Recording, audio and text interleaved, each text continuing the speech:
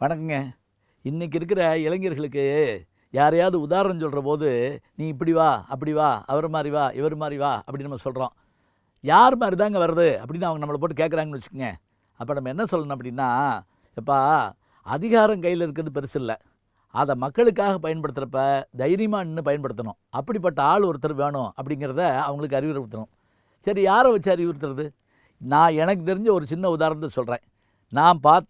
நான் பயணப்பட்ட ஒரு விஷயம்.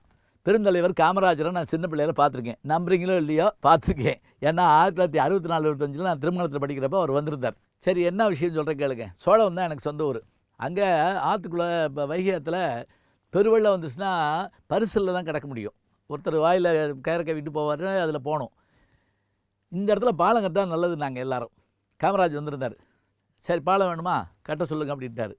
அதிகாரிகள் வந்தாங்க, ஊரெல்லாம் சுற்றி பார்த்தாங்க.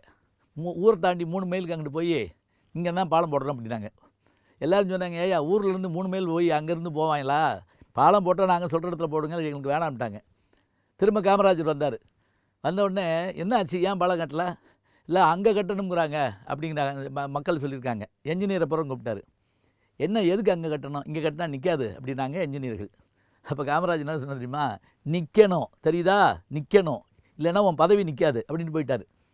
என்ன சரிங்களா, காப்பர் தகடுகளை கொண்டு இறக்கி அந்த பாலத்தை கட்டி முடித்து அவர் பேர்லேயே திறந்தாங்க. அந்த பேர் காமராஜ் பாலம்.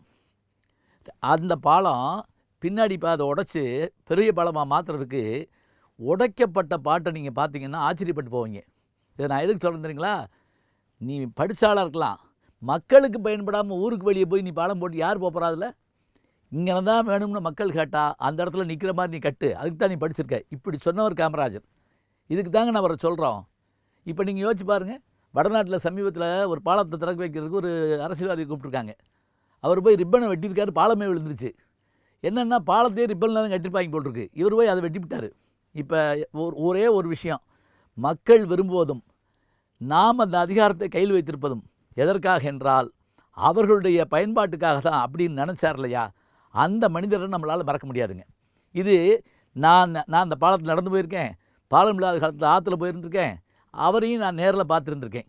இத்தனை விஷயங்கள் நான் சொல்கிறப்ப நீங்கள் நம்புவேன்னு நினைக்கிறேன். காமராஜர் உதாரணம் சொல்கிறதுக்கு ஈஸியாக இந்த மாதிரி விஷயங்களை வச்சுக்கலாங்க.